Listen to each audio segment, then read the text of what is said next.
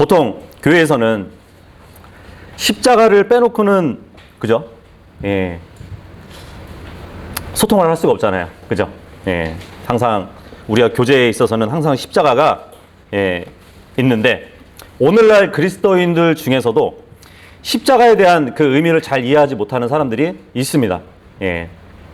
근데 십자가에 대해서 잘못 이해를 일으키는 그 원인에는 물론 여러 가지가 있겠지만 먼저 우리가 가지고 있는 찬송가도 보면은 그 원인 중에 하나인 것 같아요. 예. 그 찬송가의 가사 중에 보면은 여러 가지 이제 문제점이 있는 찬송들이 있거든요. 그래서 우리의 믿는 바를 찬송가에서 찾으면 안 되는 것이에요. 예. 성경에서 취하는 것이 굉장히 지혜로운 일입니다. 그 갈보리산 위에 찬송 아시죠? 예, 갈보리산 위에 십자가 졌으니. 예. 거기 보면은 후렴 쪽에 빛난 면류관 받기까지 험한 십자가 붙들겠네. 네. 그 가사를 보면은 우리가 정말 살아가는 데 있어서 험한 십자가를 붙들어야 앞으로 빛난 왕관을 받게 되는 것인가? 예, 그렇게 생각할 수도 있잖아요. 그죠? 그리고 너희 마음에 슬픔이 가득 차도 이 찬송가도 있죠. 그 찬송가에 보면은 즐거운 마음으로 십자가를 지고 가라 그러거든요. 예. 근데 이 두 개의 찬송은 어떻게 보면은 감정에 호소하는 가사로 이루어졌어요. 예. 그래서 믿는 사람들의 감성을 자극시키는데 효과가 큰 곡으로 알고 있습니다. 근데 우리가 문제가 뭐냐면 이제 이 찬송에 나타난 그러한 생각들 그리고 사상들은 성경에서 도무지 찾을 수 없는 것이에요. 그래서 이 두 가지 찬송들은 십자가의 참된 의미를 왜곡하고 있습니다. 특별히 이제 두 번째 찬송가 너희 마음에 슬픔이 가득 차도 즐거운 마음으로 십자가 지고 가라. 이 찬송 가사는 거의 모든 사람들이 기쁨으로 찬양을 해요. 그죠? 가사를 음미하면 사실 유쾌하진 않아요. 네. 즐거운 마음으로 십자가를 지고 가라. 예. 기쁘게 막 찬양하는데 가사를 한번 음미해 보세요. 그렇게 유쾌하진 않거든요. 괴로운 일이잖아요. 괴로운 일을 기쁨으로 지고 가라 이런 건데 각 사람이 당연히 감당해야 할 십자가처럼 그려지고 있다는 것이에요. 그래서 나를 괴롭히는 남편, 나를 괴롭히는 아내, 말 안 듣는 자녀들, 이웃들, 다른 형제 자매들을 두고서 내가 지고 가야 할 십자가라고 그렇게 말하기도 하잖아요. 그죠? 그래서 우리가 여기서 반드시 유념해야 할 사실이 있는데 어떤 합당치 못한 일로 나에게 누군가 대한다면 그것은 하나님이 저 사람을 나한테 보내셔가지고 훈련시키거나 징계를 주시는 것으로 받아들인다는 것이에요. 그래서 이게 나의 십자가다. 그렇게 생각을 한다는 것이에요. 그래서 나에게 부당하지만 내가 지고 가야 할 십자가니까 묵묵히 지고 가야겠다. 이런 생각을 가진다는 것이에요. 왜 또 자신을 속박하려고 할까요? 그죠? 주님이 지신 저주의 십자가는 우리에게 자유를 가져다 주었잖아요. 그런데 우리가 그러한 실생활에 있어서 어려운 그런 나에게 있어서 합당치 못한 그런 일들을 십자가로 적용을 시켜가지고 내 삶을 또한 속박하려고 하는 그러한 일들이 있다는 것이죠. 아까도 이제 찬송가 갈보리산 위에 같은 경우는 빛난 면류관 받기까지는 험한 십자가 붙들겠네. 그 가사가 있단 말이에요. 그래서 우리가 지금 이거는 통일 찬송가의 이제 가사고 우리가 보는 찬송가에 보면은 주의 십자가로 이렇게 바꿔놨더라고요. 험한 십자가가 아니라 우리의 삶에 있어서 앞으로 빛난 왕관을 받기까지는 주님의 십자가를 붙들어야 된다. 이렇게 가사를 바꿔놨더라고요. 그렇다면 성경이 말씀하시는 십자가에 대해서는 어떻게 기록되어 있을까요? 이제 우리는 성경에 기록되고 제시된 그 십자가에 대해서 분명하게 살펴보고 이야기를 원합니다. 십자가는 하나님이 보내신 자, 그러니까 예수 그리스도를 인간으로 보내셔가지고 고통을 준 하나의 형벌이에요. 형벌. 물론 이제 구원에 있어서는 이 십자가 사건은 영원한 목적 가운데 주님이 잠시 받을 형벌이었어요. 그런데 하나님은 자신의 아들에게 십자가를 주시겠다는 말씀을 결코 한 적이 없습니다. 네. 사람이 예수 그리스도께 십자가를 지운 거예요. 사람들이. 범죄자를 십자가에 처형하는 것은 유대인의 간섭이 아니었어요. 근데 예수 그리스도가 십자가에 못 박힌 것은 이미 유대인들이 자신의 민족적인, 물론 메시아도 거부했지만 유대인 취급도 안 해준 거예요. 그러죠? 네.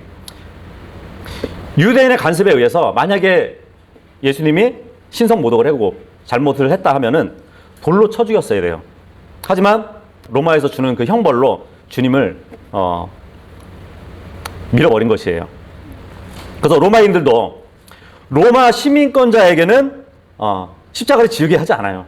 네. 오히려 그 밖에 있는 계층들, 종들, 예, 이런 사람들을 십자가에 못 박았거든요. 그리고 로마에 이제 반란을 일으키는 사람들, 예, 그리고 반란의 뭐 주모자나 폭동을 일으킨 노예들, 예, 그리고 사회에 정말 이 악한 자라고 생각하는 사람들을 수치스럽게 매달아 죽이는 것이 십자가의 형벌이었단 말이에요. 근데 예수님은 그러한 십자가에 못 박혀 죽으신 것이에요. 우리가 순교자 그 스데반을 보면은 알잖아요. 유대인들이 십자가에 매달지 않았어요. 그죠? 돌로 쳐 죽였잖아요. 스데반 같은 경우는. 하지만 유대인들은 주님도 돌로 쳐 죽일 수 있었습니다. 하지만 그것은 유대인들이 목적한 바가 아니었어요. 네. 아예 유대인 취급도 안 해준 거거든요. 그래서 로마의 형벌로 주님을 몰아간 것이에요. 그러니까 유대인들은 더 이상 주님을 존경하지 않는다는 그 생각으로 십자가 처형까지 몰고 간 것입니다. 주님을 욕되게 한 것이에요. 그렇게 해서 주님이 사람들의 경배와 믿음의 대상이 되지 못하도록 그렇게 만든 겁니다. 그래서 그와 같은 생각이 얼마나 어리석은 것인지 그때로부터 지금까지 역사가 또한 여실히 보여주고 있죠.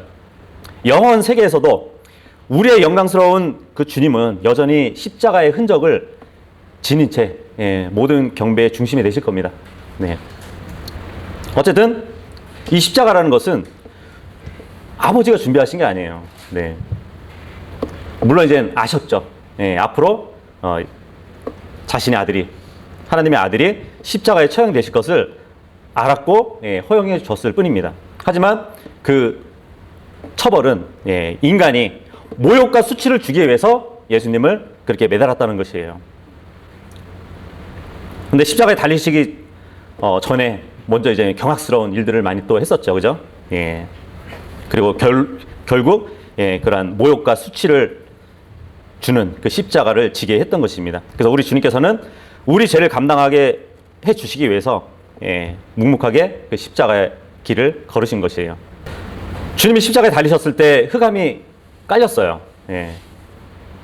근데 그 동안 아들은 아버지에게 어떠한 말씀도 하지 않으셨습니다. 왜냐하면 그 시간 동안은 예수 그리스도가 죄를 위한 헌물이 되셨던 시간이에요. 그리고 자신 스스로가 죄가 되었던 시간이었습니다. 그래서 그 시간에, 어두웠던 그 시간에 아들은 아버지께 버림받게 된 그 시간이었어요. 그래서 아버지와 아들 사이에는 무슨 대화가 오고 갔는지 성경에는 기록이 없어요. 하지만 그 어둠 가운데 아버지와 아들의 어떠한 일이 있었던 것이에요. 근데 그 시간은 바로 예수님이 죄의 헌물이 되셨던 시간이고 죄 자체가 되셨던 시간이었거든요. 그래서 나중에 이제 빛이 다시 이렇게 비춰질 때 그때 이제 아들이 마지막으로 나의 하나님, 나의 하나님, 어찌하여 나를 버리셨나이까 부르짖었던 것이거든요. 어둠 가운데서 주님은 어찌하여 나를 버리셨나이까, 그렇게 아버지께 얘기하고 버림을 받았던 시간이었던 것이에요. 그러다가 빛이 들어오고 나서 이제 모든 것을 다 이루었다 하신 그 후에는 다시 아버지와의 회복이 있었던 것이에요. 그래서 아버지여 내 영을 아버지 손에 부탁하나이다 하고 마지막으로 외쳤던 것이죠. 예수 그리스도의 십자가와 이 교회의 관계는 어떻게 봐야 될까요? 주님의 십자가는 구원받은 자들의 위치를 정해줘요.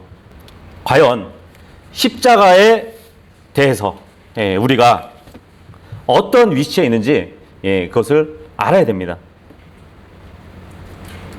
갈라디아서 2장 20절 보도록 할게요. 제가 읽어볼게요. 내가 그리스도와 함께 십자가에 못 박혀 있으나 그럼에도 불구하고 사노라. 그러나 내가 아니요 그리스도께서 내 안에 사시느니라. 나는 지금 내 육체 안에서 사는 삶을 나를 사랑하사 나를 위해 자신을 주신 하나님의 아들의 믿음으로 사노라. 여기 보니까 복음서에 나오는 것처럼 자기 십자가를 지고 주님을 따르기보다는 그죠? 그분의 십자가에 함께 못 박힌 자리라고 지금 얘기하고 있어요. 갈라디아서 2장 20절. 그죠?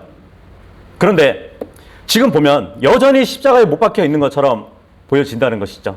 그죠? 십자가에 못 박혀 있으나 그러잖아요. 네. 그러면은 여전히 지금 십자가에 못 박혀 있다는 그 말로 보이지 않나요?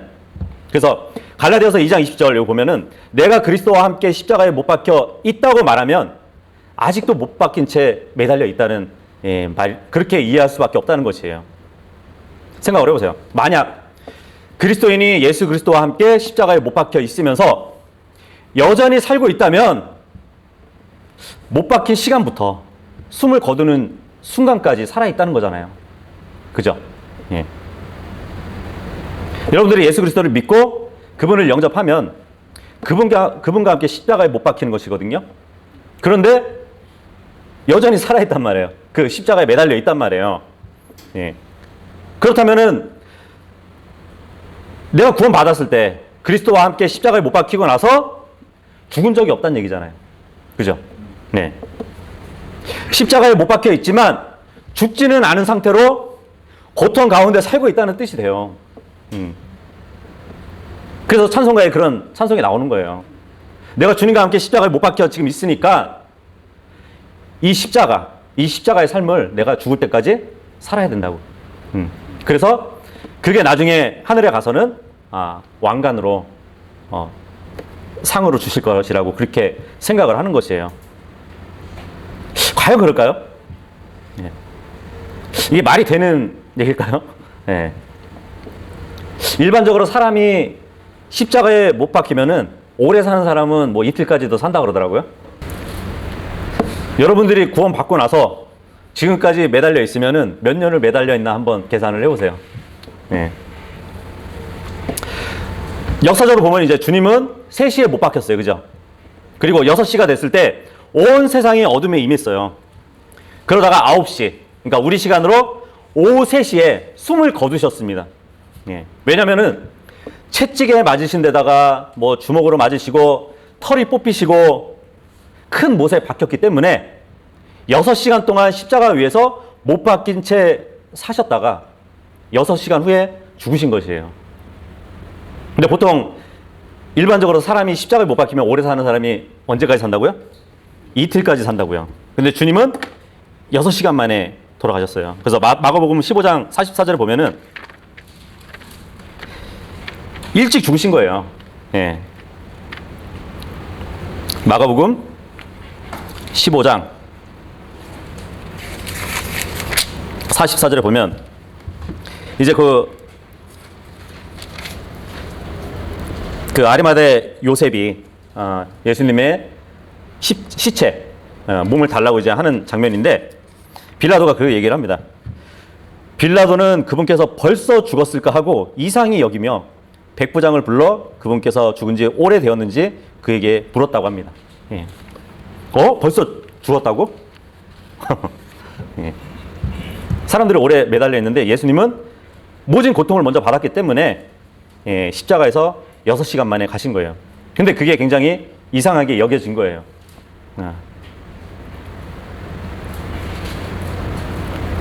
그렇다면 내가 그리스도와 함께 십자가에 못 박혀 있으나 그럼에도 불구하고 사노라 하면은 6시간 동안 주님과 함께 산다는 말일까요?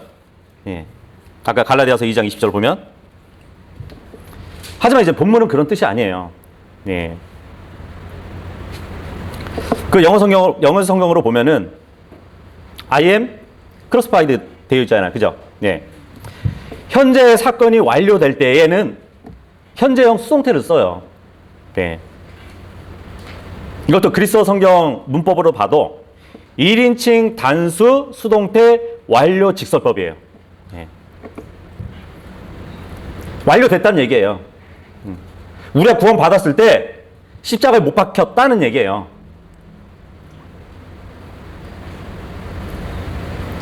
요한복음 19장 30절에 보면은 그러므로 예수님께서 식초를 받으신 뒤에 이르시되 다 이루었도다 하시고 머리를 숙여 숨을 거두시느니라 이 말씀을 하고 있거든요. 예. 다 이루었다. 한번 볼까요? 요한복음 19장 30절. 그러니까 이 우리 킹제임스 성경에 보면은 이 현재형 수동태 이것을 다 찾아보면은 계속 진행형으로 나오진 않아요. 예, 이미 완료된 내용으로 예, 다 나오거든요. 요한복음 19장 30절 보시면 그러므로 예수님께서 식초를 받으신 뒤에 이르시되 다 이루었도다 하시고 머리를 숙이시며 숨을 거두시느니라. 여기 보면은 이것도 현재 과거 분사로 나와요. It is finished. 예, 그죠? 다 이루셨대요. 다 이루어지고 있다가 아니잖아요. 그죠? 예. 완료된 거란 말이죠. 그래서 영어 킹제임스 성경의 현재형 수동태는 어떤 사건의 완료 그리고 그 사건의 결과를 나타내는 말이거든요. 출애굽기도 한번 보도록 할게요. 출애굽기 3장 16절. 가서 이스라엘 장로들을 함께 모으고 그들에게 이르기를 주 너희 조상들의 하나님 곧 아브라함과 이삭과 야곱의 하나님께서 내게 나타나 이르시되 내가 분명히 너희를 찾아와 이집트에서 너희에게 이루어진 그 일들을 보았으며. 예. 여기 보니까 너희가 이집트에서 이루어진 일들을 보았대요. 예. 여기 보니까 이루어진 일 is done 그러거든요. 이것도 현재형 수동태예요. 그렇다면 너희가 이집트에서 이루어지고 있는 일 그렇게 읽으면 안 되겠죠. 그죠? 이미 이루어진 일을 봤다는 얘기잖아요. 완료된 거란 말이에요. 그 뒤로 넘겨서 레위기 4장 3절도 한번 보도록 할게요. 만일 기름 부음을 받은 제사장이 백성이 짓는 죄와 같은 죄를 지으면 그는 자기가 지은 죄로 인해 흠없는 어린 숫소 한 마리를 가져다가 죄 헌물로 주께 드릴지니라. 여기 보니까 제사장이 죄를 지으면은 헌물을 드리래요. 근데 제사장은 기름 부음을 받은 사람이거든요. 그죠? 근데 여기 보니까 기름 부음을 받았다고 했어요. is anointing이라고 되어 있거든요. 현재형 수동태예요. 그렇다면은 기름 부음을 받고 있는 제사장이라고 하면은 말이 될까요? 안 되잖아요. 이미 기름 부음을 받은 제사장에 대해서 얘기를 하고 있단 말이에요. 시편도 한번 보도록 할게요. 시편 33편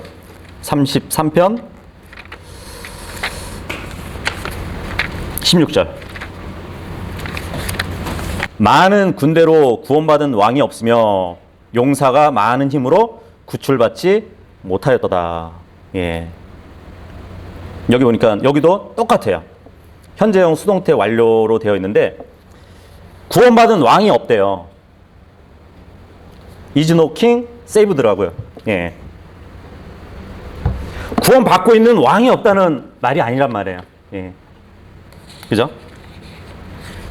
이미 구원받은 왕이 없다고 말을 한단 말이죠. 그래서 아까 우리가 갈라디아서 2장 20절도 마찬가지예요. 현재 수동태를 썼다는 것은 계속 이어지는 것이 아니라 이미 완료된 이야기를 하는 거예요.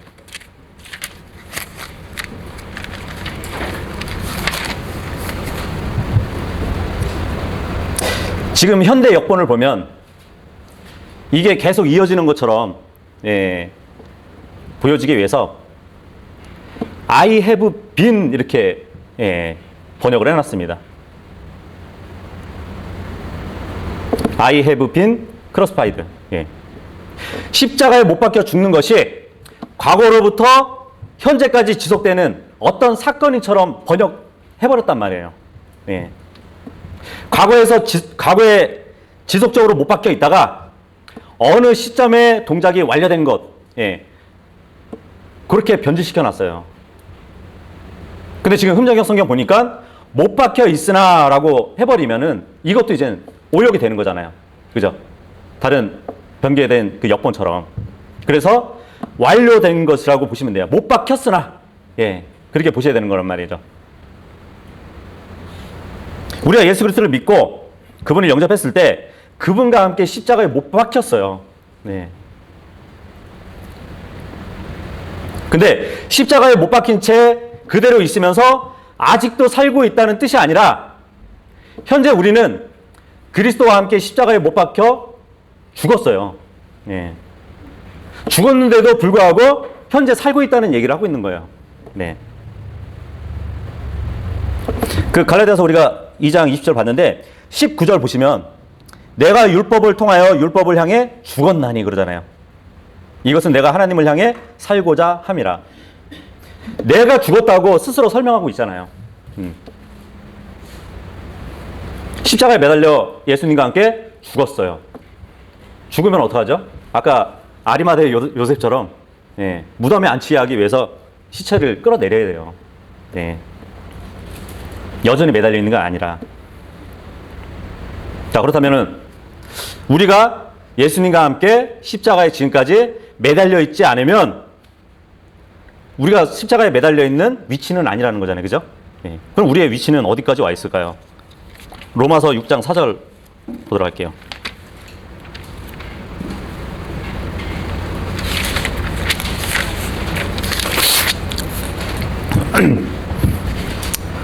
로마서 6장 4절 보시면 그러므로 우리가 죽음 안으로 침례를 받아 그분과 함께 묻혔나니. 예, 십자가에서 내려왔죠?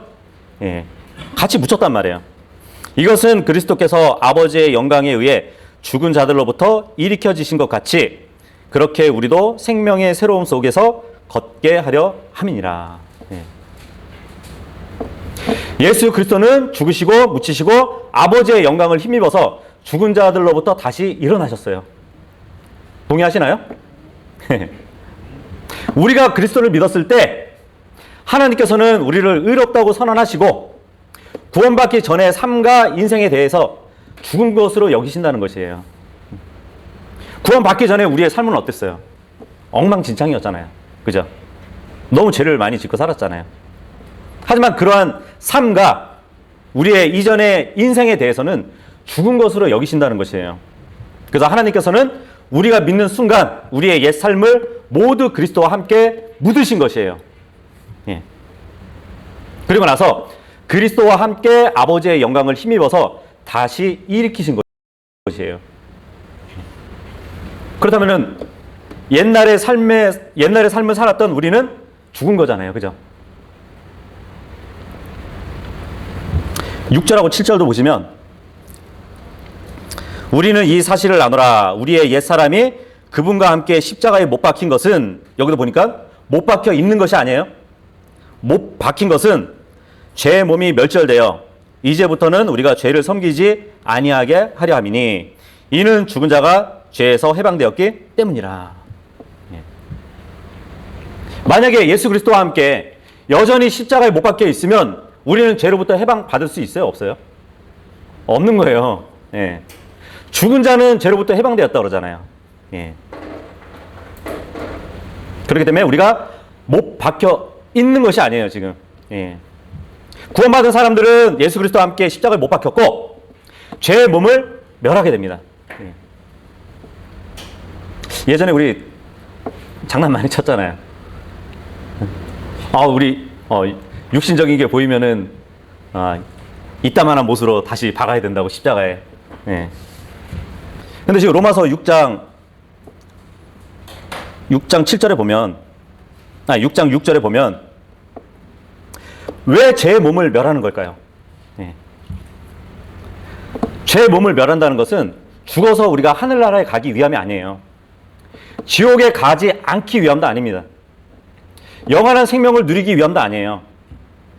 죄의 몸을 멸하는 이유는 이제부터 우리가 죄를 섬기지 않게 하려는 것이에요. 예. 근데 한번 생각해 보자고요. 그런데 몸이 멸해진 게 맞나요? 아무리 봐도 내가 구원받고 나서도 여전히 죄를 짓는데 아직 주님과 십자가에 못 박히지 않았나요? 제가? 그러면? 아직 십자가에 주님과 함께 못 박히지 않아서 이런 건가? 아니면 예수님과 함께 못 박혔는데 아직 내가 죽지 않아서 이렇게 사는 건가? 예, 그죠? 그렇게 생각할 수도 있어요. 근데 7절에 보면 분명히 죽은 자가 죄로부터 해방되었음이라고 이 말을 한단 말이에요. 아직 십자가에 매달려 있으면 해방된 게 아니란 말이에요. 그래서 여기서 다시 죄를 섬기지 않는다는 것, 예, 이것은 죄의 몸이었던 옛사람, 물론 지금 우리가 입고 있는 이 몸이잖아요. 그죠? 이 옛 남편이라고도 부르잖아요.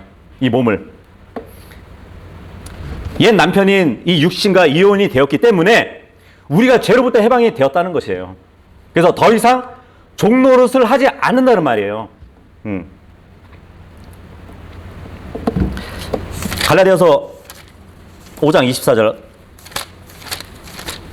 그리스도께 속한 자들은 애착들과 정욕들과 함께 육신을 십자가에 못 박았느니라. 예. 이 말씀을 하고 있단 말이에요. 근데 이 흠정역처럼 갈라디아서 아까 2장 20절처럼 육신과 함께 예수님과 못 박혀 있다면 애착과 정욕도 여전히 함께 못 박혀 있어야 되는 거잖아요. 그죠? 예. 그래서 아까 로마서 6장 6절에 몸이 멸해졌다는 것은 우리가 항상 말씀을 읽을 때 우리에 대한 위치와 상태를 말해주거든요. 성경은. 네, 그거를 잘 구분해야 돼요. 몸이 멸해졌다. 이것은 우리는 지금 멀쩡한 몸을 입고 살잖아요. 근데 멸해졌다고 하는 것은 위치와 상태를 구분했을 때 보자고요. 하나님이 우리를 보실 때는 우리의 몸은 멸해진 몸이에요. 네, 우리가 보기에는 안 그렇잖아요. 그래서 성경은 죽은 것으로 여기래요. 네. 하나님 보시기에는 이미 멸해졌는데 우리가 볼 땐 멀쩡하거든요. 하지만 주님은 죽은 것으로 여기래요. 네. 만약 몸이 멸해지지 않았다면 그 몸으로 짓는 죄는 우리 혼에게 죄가 미쳐요. 그렇기 때문에 우리 혼에게 죄가 미친다면은 우리는 지옥에 갈 수밖에 없는 거잖아요. 하지만 우리가 보기에는 다르게 하나님 보시기에는 이미 몸이 멸해졌기 때문에 그 몸이 짓는 죄에 대해서는 우리 혼에게 미쳐지지 않는 것이거든요. 만약에 몸이 멸해지지 않고 우리가 붙어서 산다면 이 몸으로 짓는 죄로 인해서 우리가 구원받았다 하는 말이 성립이 안 되잖아요. 그죠? 구원받았다는 것은 죄로부터 구원받았다는 얘기잖아요. 육신이 멸해지지 않았다면 우리는 죄로부터 구원받은 사람들이 아니에요. 예. 그래서 우리의 위치를 잘 생각하셔야 돼요. 로마서 6장 11절 보시면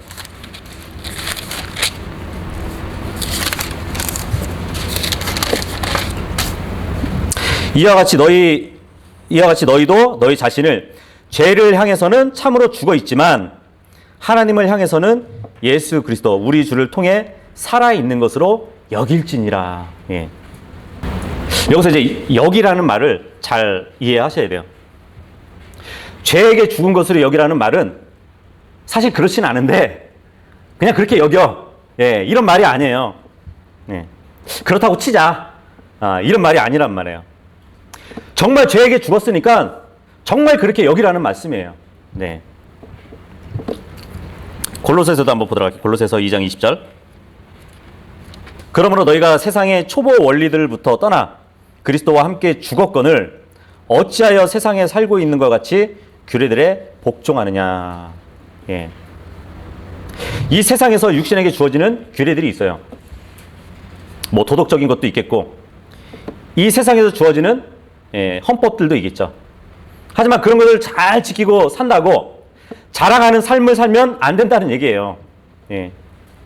유치한 원리들로부터 떠나 있는 사람들이라고 얘기를 합니다. 왜냐하면 그리스도와 함께 죽었기 때문이죠.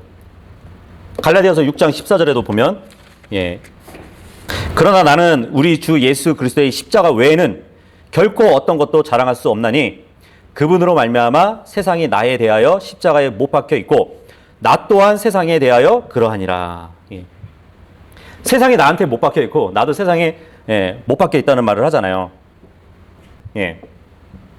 자기가 의를 막 내세우면서 나는 법 없이 사는 사람이라고 이렇게 자랑하는 것이 헛되다는 것이에요.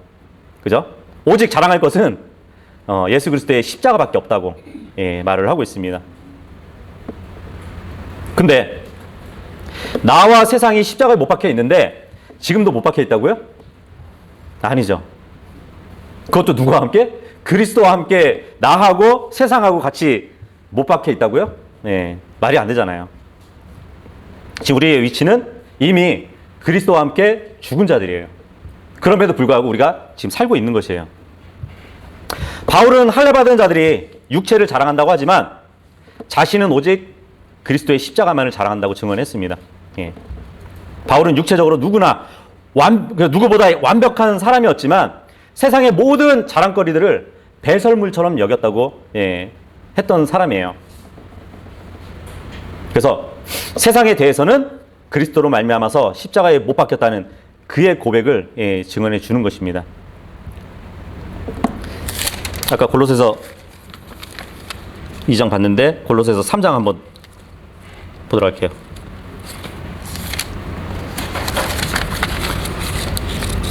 골로새서 3장 1절에서 3절까지 보시면 그러므로 너희가 그리스도와 함께 일으켜졌거든 위에 있는 것들을 추구하라. 거기에는 그리스도께서 하나님 오른쪽에 앉아 계시느니라. 위에 있는 것들에 너희의 애착을 두고 땅에 있는 것들에 두지 말라. 너희는 죽었고 너희 생명은 그리스도와 함께 하나님 안에 감추어져 있느니라. 이 말씀을 하고 있습니다. 여기까지 보니까 우리의 위치가 십자가에 못 박혔고 죽었고 이제 보니까 그리스도와 함께 일으켜졌대요. 그죠? 이게 바로 우리의 위치입니다. 우리가 갈라디아서 2장 20절도 다시 한번 보시면 그러니까 이렇게 읽어야겠죠? 내가 그리스도와 함께 십자가에 못 박혔으나 그럼에도 불구하고 사노라. 왜냐하면 못 박혔으면 죽을 수밖에 없거든요. 죽을 수밖에 없는데 그럼에도 산대요. 그러나 내가 아니요 그리스도께서 내 안에 사시느니라. 나는 지금 내가 육체 안에서 사는 삶을 나를 사랑하사 나를 위해 자신을 주신 하나님의 아들의 믿음으로 사노라. 그렇단 말이에요. 하나님의 아들의 믿음으로 살지만 여전히 육체 안에서 사니까 죄는 지을 수 있어요. 그렇다면 그때마다 십자가에 다시 못을 박아야 하는 걸까요? 아니죠. 이미 십자가에 한 번 못 박혔으면 몸은 이미 멸해진 거예요. 하지만 여전히 몸을 입고 있으니까 죄를 지을 수밖에 없죠. 하지만 이미 멸해진 몸의 죄는 우리의 속사람에게 미치지 않는다는 것이에요. 그래서 내 육체 안에 사는 삶, 이것을 지금까지 찾아본 성경 구절을 정리해 보면 내 육신은 십자가에 주님과 함께 못 박혀 죽었어요. 그죠? 나뿐만 아니라 애착과 정욕과 세상도 함께 못 박혔습니다. 이제는 비록 제 몸 안에 있지만 주님과 함께 세우심을 받았기 때문에 생명의 새로움 속에서 걸을 수 있는 것이에요.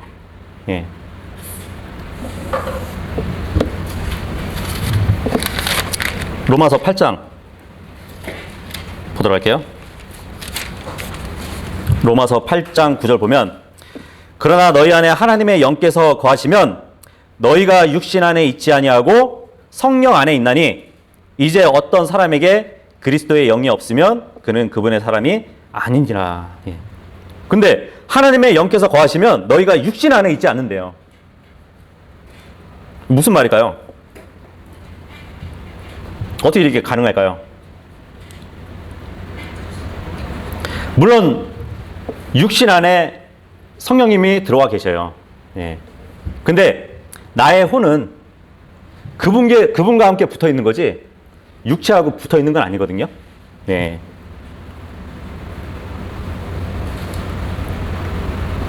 그러니까 내 혼은 육신 안에 있을지 모르지만 그 육신 안에 성령님이 계시기 때문에 그 성령님 안으로 들어가면 성령님 안에 있는 걸로 보시는 거지 육체 안에 있는 걸로 보지 않으신다는 것이에요. 골로새서 2장 11절. 또한 그분 안에서 그리스도의 할례에 의해 육신의 제들에 속한 몸을 벗어버림으로 손으로 하지 않은 할례로 할례를 받았느니라. 예. 육체라는 껍데기가 있어도 죄의 몸을 따라서 죄에 동조할 수 있을지 모르지만 죄에서 해방된 자는 죄를 지을 수가 없다는 것이에요. 예. 물론 우리는 이제 육신을 다시 십자가에 못 박을 일은 없어요. 예. 이미 못 박았기 때문이에요. 오히려 성령님을 통해서 몸의 행실을 죽여야 됩니다. 예. 그리고 그 몸을 복종시켜서 주님의 의의 병기로 사용되어지도록 우리는 헌신해야 돼요. 예. 살아있는 헌물로 바쳐야 되는 것이 우리의 신앙생활입니다. 그렇다면은 이제 우리의 위치를 알았죠, 그죠? 네. 우리가 복음서에 보면은 예수님이 누누이 이제 뭐 자기 십자가를 지고 따르라고 그런 말씀을 하셨거든요. 그럼 그 부분은 우리가 어떻게 적용을 시켜야 되는지 보도록 할게요. 자기 십자가. 예수님의 십자가하고는 별개입니다. 그죠? 복음서에 기록된 자기 십자가를 지고 따른다는 것, 그것은 구원과 상관이 없는 것이에요. 바울은 구원받기 위해서 우리가 십자가를 져야 한다는 말을 한 적이 없습니다. 그러니까 주님을 따르는 데 있어서 그에 적용할 수는 있어요. 네. 예수님이 골고다에 오르실 그 십자가 이전에 말씀하신 거란 말이에요. 그죠? 제자들한테. 너희 각자 너희 자기 십자가를 지고 따르라고 했단 말이에요. 그래서 주님이 갈보리에 오르시기 전에 가르쳐 주신 것이기 때문에 제자들이 당연히 그렇게 하는 것이 마땅했다고 믿었을 겁니다. 복음서에 보면 이제 십자가의 가르침은 제자들에게 직접 주신 말씀이긴 해요. 마태복음 10장 한번 가보도록 할게요.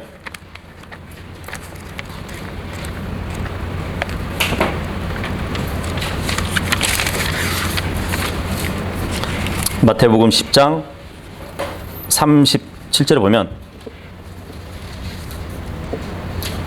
37하고 38절 보면 아버지나 어머니를 나보다 더 사랑하는 자는 내게 합당하지 아니하고 아들이나 딸을 나보다 더 사랑하는 자도 내게 합당하지 아니하며 자기 십자가를 지고 내 뒤를 따르지 아니하는 자도 내게 합당하지 아니하니라. 예. 누가복음도 한번 보도록 할게요. 누가복음. 이거를 책갈피 하시고 누가복음 14장 26절. 14장 26, 27. 어떤 사람이 내게 오면서 자기 아버지나 어머니나 아내나 자식이나 형제나 자매나 참으로 자기 생명도 미워하지 아니하면 내 제자가 될 수 없고 누구든지 자기 십자가를 지고 나를 따라오지 아니하는 자도 내 제자가 될 수 없느니라. 이 말씀을 하고 있어요. 아까 마태복음 10장하고 비교를 해보자고요. 마태복음 10장 37절에 보면 아버지나 어머니를 나보다 더 사랑하는 자. 근데 누가복음에 보면은 아버지나 어머니를 예수님보다 덜 사랑하는 게 뭐냐면 미워하는 거래요. 누가복음에. 그죠? 예. 그리고 마태복음 10장 38절에 보면은 37절에 보면은 내 뒤를 따르지 아니하는 자도 내게 합당하지 않다고 말씀을 하는데 누가복음에 보면은 능히 내 제자가 되지 못한다고 그래요. 그렇다면은 주님의 제자가 되지 못하는 사람은 주님께 합당하지 않은 사람이구나. 이렇게 해석할 수가 있겠죠. 그죠? 성경으로 봤을 때. 그리고 아버지나 어머니를 예수님보다 덜 사랑하는 것은 아버지나 어머니를 미워하는 것이래요. 창세기 공부할 때 봤었죠. 그죠?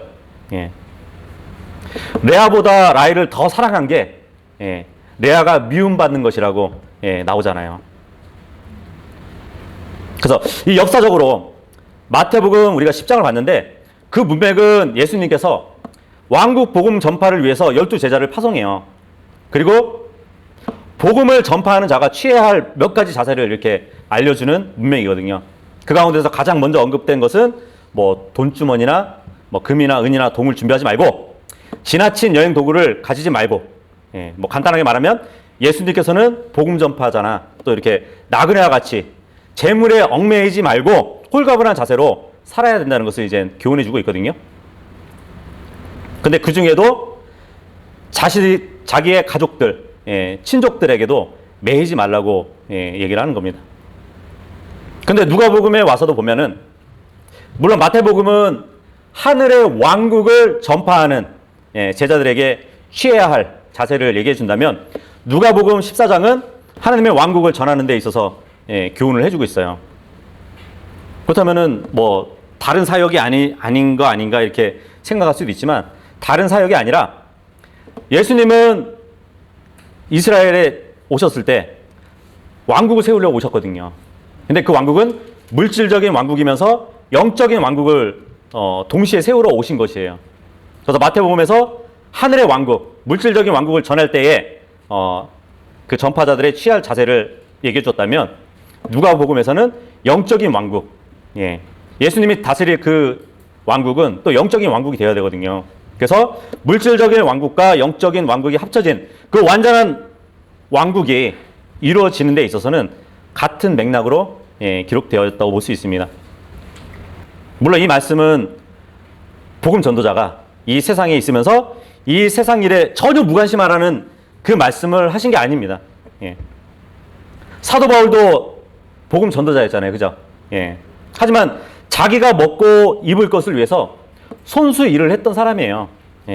그러니까 복음서에 말씀하신 예수님의 말씀은 세상 일에 있어서 아주 떠나라는 의미도 아니고, 다른 사람들의 도움을 또 받고만 살라는 얘기도 아니에요. 복음 전파의 일이 방해받지 않도록 복음 전파 외에는 어떠한 일에 얽매이지 말라는 그 말을 하고 있거든요.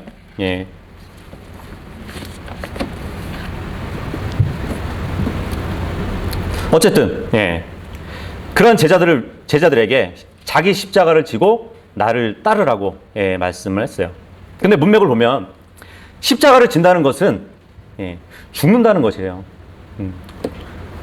죽음을 각오하고 나를 따르라는 말이에요.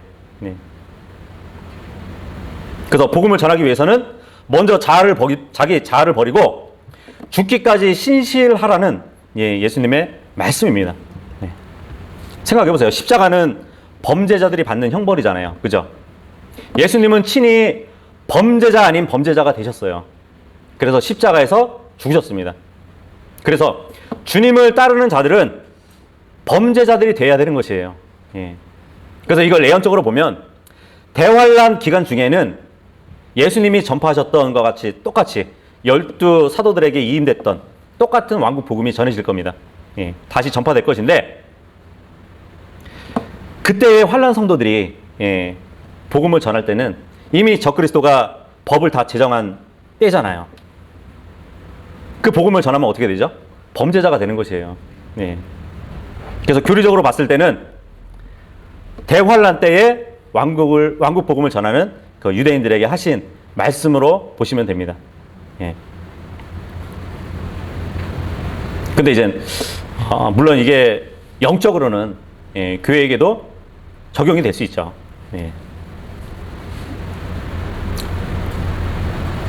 그리고 이제 복음서의 이제 십자가, 이것을 보면은 개인적인 문제라고 우리가 볼 수 있습니다.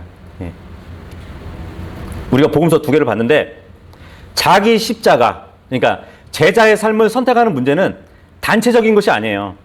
순전히 개인적인 것이에요. 어떤 목적을 위해서 이제 선택이나 결심 등을 나타낼 때 이제 will이라는 말을 쓰잖아요. 예를 들어 뭐 디모데전서 6장 9절에 보면은 부자가 되려고 하는 자들 했을 때 will이라는 말을 쓰거든요.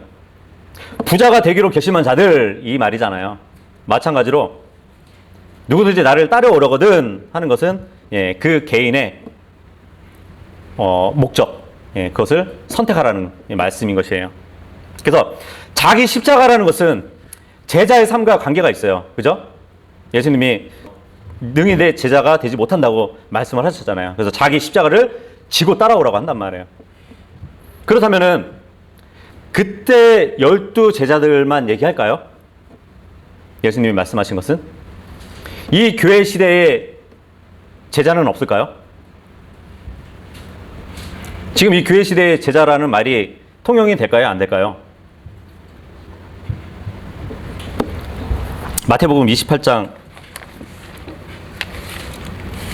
보시면 28장 19절 너희는 가서 모든 민족들을 가르치고 아버지와 아들과 성령의 이름으로 그들에게 침례를 주며 여기 보니까 모든 민족들을 가르치래요. 예. 근데 이제 변개된 성경에 보면은 너희는 가서 제자를 삼으라 그러거든요. 예. 물론 이제 변개된 말씀대로 제자를 삼는 것이 아니라 예, 가르치라고는 한단 말이에요. 예. 그러면 가르치는 사람들이 있으면 가르침을 받는 사람도 물론 있겠죠. 그죠? 신약 교회 시대에도 예, 제자들이라는 그 명칭이 불렸습니다. 사도행전 20장 30절 보세요.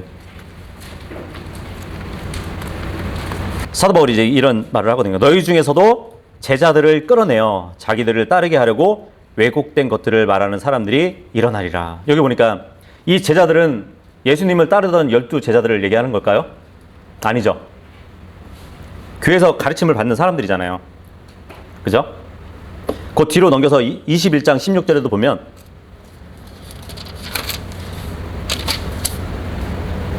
가이사랴의 제자들 중 어떤 사람들도 우리와 함께 갔고 그들이 자기들과 함께 키프리스 출신의 문하손이라 하는 오래된 제자도 데리고 갔는데 우리는 그와 함께 묵어야만 하였노라. 여기 보니까 여기도 제자라고 나와요.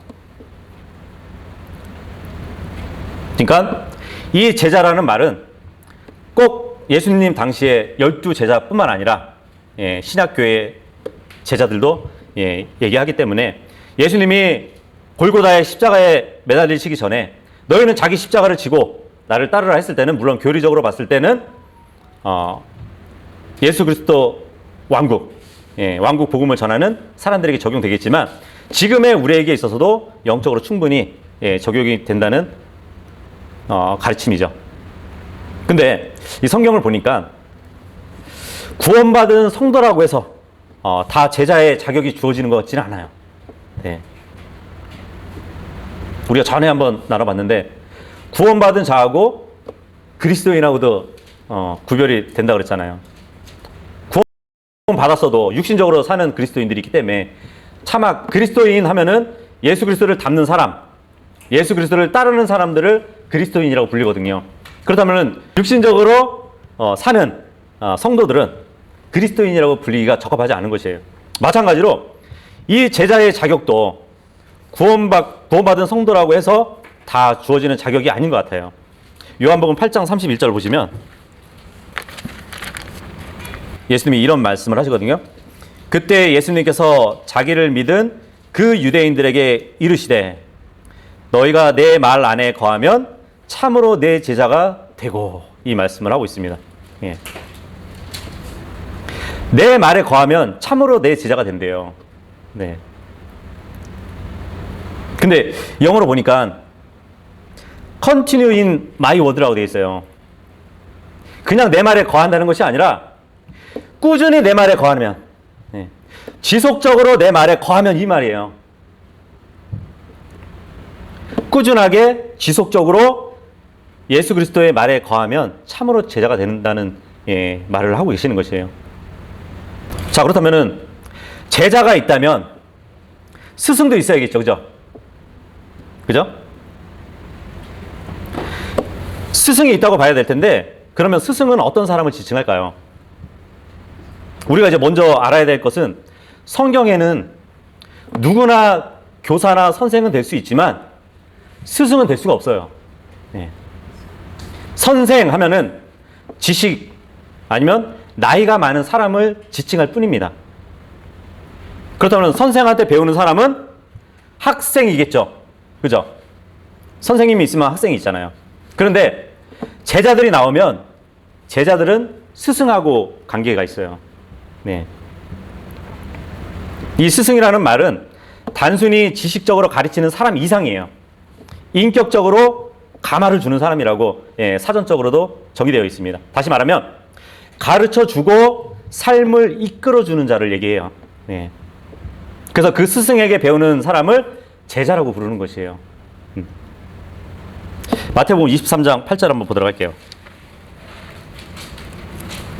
그러나 너희는 랍비라 불리지 말라. 너희 선생은 한 분 곧 그리스도이며 너희는 다 형제니라. 여기 보니까 랍비라 불리지 말라 하면서 너희 선생, 곧 랍비라는 게 선생이라고 지금 해석을 해주는 거잖아요. 그죠? 그죠? 이 구절을 보면. 근데 이게 또 잘 보셔야 돼요. 선생하면은 티처예요. 예. 지금 랍비 했을 때는 메스터 얘기를 하거든요. 예. 선생이 아니고 스승이에요. 스승. 스승으로 바꿔야 돼요. 예. 왜냐면 선생은 학생하고 관계를 갖고 있고 스승하면 제자하고 관계를 갖고 있단 말이에요. 예.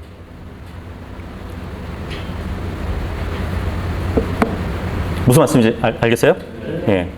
티처가 아니라 메스터란 말이에요. 선생이 아니라 스승을 얘기하는 것이에요. 그래서 이 세상에서는 스승이라고 불릴 수 있는 자격이 아무도 없다는 말이에요. 근데 선생이라고 하면은 이 세상에 선생이라고 불리는 사람들이 얼마나 많아요. 그죠? 예. 잘못된 것이에요. 그래서 그리스도인 제자란 사람과 사람의 관계가 아니라 예수 그리스도와 성도 관계를 얘기해 줍니다. 예. 아니 그러면 스승이 지식적으로만 가르쳐 주는 것이 아니라 삶을 이끌어 주는 자까지 얘기한다면 우리도 어떤 사람은 삶에 영향을 미쳐서 이끌어 주지 않냐. 그러면 그분도 스승이라고 불릴 수 있지 않냐. 예, 그렇게 말할 수도 있을 것이에요. 하지만 이러한 영적 삶에 영향을 주었다 하더라도 그분은 주님의 말씀을 가지고 조언을 주는 사람일 것이에요. 그렇다면은 그 선생의 입을 통해서 이끌어 주시니까 누가 스승이에요? 주님이 스승이에요. 네. 주님의 말씀이 그 선생의 입을 통해서 삶을 이끌어 주었다면 오직 스승은 주님일 수밖에 없는 것이에요. 그 선생이 아니라. 그죠? 그래서 주님과 나는 스승과 제자 사이라면 교사와 나는 선생과 학생 관계로 봐야 되는 것이에요. 예. 그래서 누구든지 스승이라고 불릴 수 있는 사람은 이 땅에 아무도 없다는 것이에요. 어쨌든 뭐 우리가 이 십자가에서 우리의 위치를 우리가 받고 또 제자의 삶이 어떤 것인지 우리가 쭉 이렇게 봤는데 예수님은 자신이 지신 그 십자가의 피로 하나님과 우리 사이의 화평을 이루어 주셨습니다. 하나님은 예수님의 죽음으로 인해서 죄인들을 의롭게 하셨고 또 의로운 자로 선포하셨습니다. 그리고 우리가 의롭게 살아갈 수 있도록 해주셨어요. 우리가 이젠 해야 할 일은 뭐냐면 바로 그 십자가를 다른 사람에게 전해주고 또한 우리가 예수 그리스도의 말씀 안에 거하면서 제자의 삶을 살아가야 되는 것이에요. 이것이 바로 오늘 여러분과 나눌 내용이었습니다.